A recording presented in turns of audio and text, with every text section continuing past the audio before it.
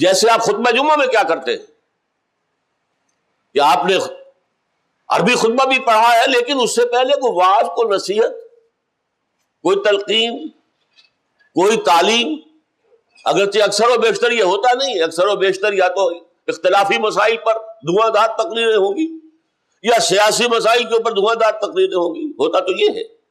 لیکن ہونا کیا چاہیے کہ اس خطبے کی جگہ پر آپ واعظ و نصیحت کا کوئی معاملہ، قرآن کی تعلیم کا کوئی معاملہ، اس لیے کہ خطبہ کے بارے میں جو مسلم شریف کی روایت ہے وہ کیا ہے؟ خطبہ جمعہ کے بارے میں کان للنبی صلی اللہ علیہ وسلم خطبتان یجلس بینہما، حضور کے خطبہ جمعہ کے دو حصے ہوتے تھے، دو خطبے ہوتے تھے جس کے درمیان آپ تھوڑی دیر کے لیے بیٹھتے تھے، جیسے ہمارے خطیب بیٹھتے۔ یہ بیٹھنا کسی تکان کی وجہ سے نہیں تھا، اس لیے کہ حضور کے خطبے لمبے ہوتے ہی نہیں تھے۔ یہ بیٹھنا در حقیقت علامت ہے کہ یہ دو خطبے ظہر کی 2 رکعتوں کے قائم مقام ہیں۔ ظہر کی 4 رکعتیں ہیں، جمعے میں 2 رکعتیں ہیں، 2 رکعتوں کے قائم مقام یہ 2 خطبے۔ اس خطبے میں کرتے کیا تھے؟ یقرأ القرآن ویذکر الناس، قرآن پڑھتے تھے خطبے کے اندر، لمبی لمبی صورتیں پڑھتے تھے۔ آپ سورۃ القیامہ پوری پڑھ رہے ہیں، سورہ سجدہ پوری پڑھ رہے ہیں، اور لوگوں کو تذکیر کر رہے ہیں قرآن کے ذریعے سے۔ تذکیر خود بخود ہو رہی ہے، عربی ان کی زبان ہے، حضور کے قلب مبارک سے بات نکلی ہے، دہان مبارک سے نکلی ہے، ان کے دلوں میں اتر گئی۔ تو اس خطبے کے ساتھ یہ ہے کہ اس کا ترجمہ، اس کا مفہوم کسی نہ کسی درجے میں بیان کیا جائے۔ اب وہ میں تھوڑا سا آپ سے عرض کر دوں۔ یہ 3 حصے اس خطبے کے ہیں، 2 مسنون ہیں، تیسرے کا اضافہ علماء نے کیا ہے۔ پہلا حصہ وہ ہے جو حضور کے ہر خطبے میں ہوتا تھا،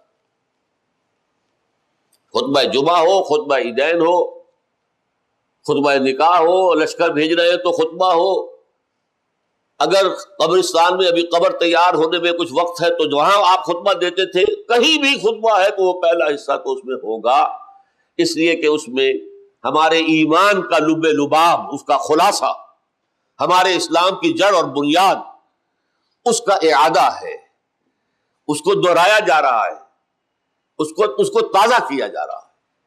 اب دیکھیے، میں ذرا اگر جلدی میں اس خطبے کے حصے کو پڑھوں گا تو آپ سب کو معلوم ہوگا کہ آپ کے دماغ میں بھی وہ ٹیپ چل رہی ہے، اس لیے کہ آپ ہر جمعے میں سنتے۔ الحمدللہ الحمدللہ نحمدہ ونستعینہ ونستغفرہ ونؤمن بہ ونتوکل علیہ ونعوذ باللہ من شرور انفسنا ومن سیئات اعمالنا من يهده الله فلا مضل له ومن يضلله فلا هادي له ونشهد ان لا اله الا الله وحده لا شريك له ونشهد ان سيدنا ومولانا محمدا عبده ورسوله صلی اللہ علیہ وسلم۔ کچھ یاد آتا چلا گیا کہ نہیں؟ اب دیکھیے معنی کیا ہے۔ کل حمد، شکر، ثنا، تعریف اللہ کے لیے، ہم بھی اسی کی حمد کرتے ہیں، تعریف کرتے ہیں، ثنا کرتے ہیں، اسی سے مدد مانگتے ہیں۔ ایک حدیث میں آیا اذ استعنت فاستعن باللہ، اگر تمہیں مدد کی ضرورت تو اللہ سے مدد مانگو، نہ جاؤ کسی انسان کے پاس، اللہ سے مدد مانگو۔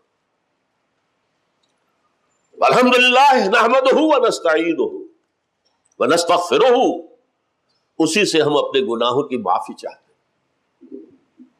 ونؤمن بہ، اسی پر ہمارا یقین، ونتوکل علیہ، اسی پر ہمارا توکل ہے، دار و مدار ہے، انحصار ہے۔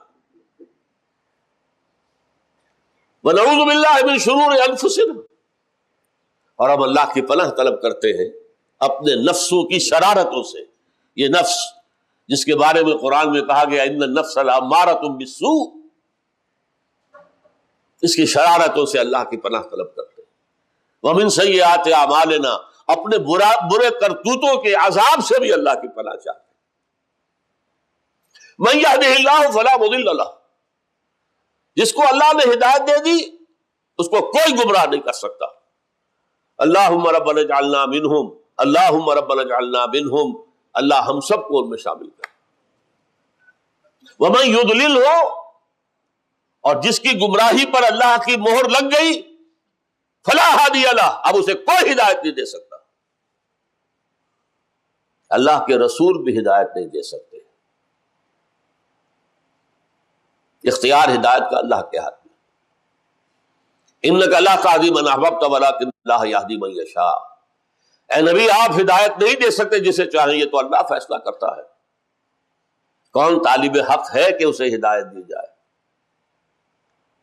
خام خواہ خنزیروں کے آگے موتی بکھیرنے سے کیا حاصل ہے؟ تو جو بھی اللہ جانتا ہے کس کے اندر ہدایت کی طلب ہے اسے ہدایت دیتا ہے.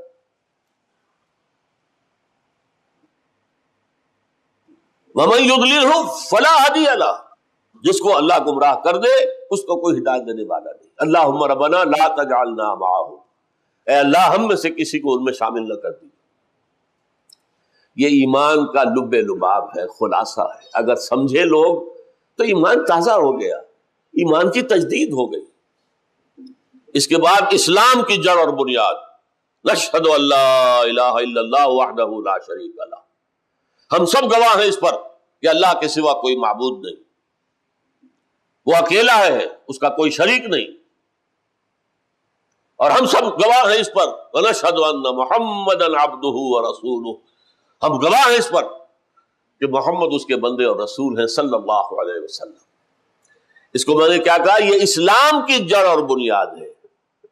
ایمان وہ تھا، وہ کیفیات اندرونی قلبی نفسیاتی، توکل، یقین، استعانت اللہ سے. اور یہ اسلام کی جڑ اور بنیاد ہے کہ کوئی ہندو ہو، کوئی سکھ ہو، کوئی کافر ہو، کوئی عیسائی ہو، کوئی یہودی ہو، ابھی کلمہ پڑھے اشہد ان لا الہ الا اللہ واشہد ان محمد رسول اللہ، وہ اسلام میں آ گئے. اسلام میں داخلے کا شاہ درا یہ کلمہ شہادت ہے. شاہ درا آپ جانتے ہیں، دلی والے جانتے ہیں، جمنا کے مغرب طرف، مغرب کی جانب جو ہے دلی ہے.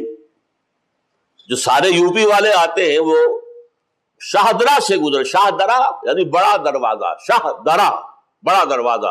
دلی کا دروازہ وہ تھا کہ اس میں سے ہو کر دلی میں داخل ہوگی. ایسا ہی شاہ درہ لاہور کے پار ہے. لاہور راوی کے جنوب میں ہے، جنوب مشرق میں. اور وہ شاہدرہ جو ہے، جو بھی اوپر سے آئے گا پنجاب کے حصے سے، سرحد سے، اس میں سے گزر کر آئے گا. اسلام کا شاہدرہ کلمہ شہادت، اشہد ان لا الہ الا اللہ واشہد ان محمد رسول اللہ. اب پہلے تم جو بھی کچھ تھے اب مسلمان ہو. اس کے بعد حضور کے خطبے میں صرف 4 آیات شامل ہیں، صرف. اور 4 آیات میں بھی حضور نے انتخاب کیا ہے، 4 کا عدد نہیں ہے مطلوب. ایک سورہ آل عمران کے وسط سے، ایک سورہ نساء کی پہلی آیت، 2 سورہ احزاب سے. یہ کیوں؟ حالانکہ 4 آیتیں پڑھنی تھیں تو 4 آیتیں سب سے زیادہ متبرک ثلث قرآن کے برابر جسے کہا گیا وہ سورہ اخلاص ہے. 4 آیتیں پڑھو اور تہائی قرآن کا ثواب مل گیا. 10 پارے پڑھنے کا جو ثواب ہے وہ یہ 4 آیتیں پڑھنے میں ہے. اور اگر سب سے زیادہ قرآن مجید کی جو اہم ترین سورت ہے، اساس القرآن، ام القرآن، سورہ فاتحہ ہے، وہ پڑھتے نہیں. موقع کی مناسبت سے 4 آیتیں تلاش کی. ان چاروں میں کیا چیز ہے مشترک؟ تقویٰ کی تاکید، تقویٰ کی تاکید، تقویٰ کی تاکید.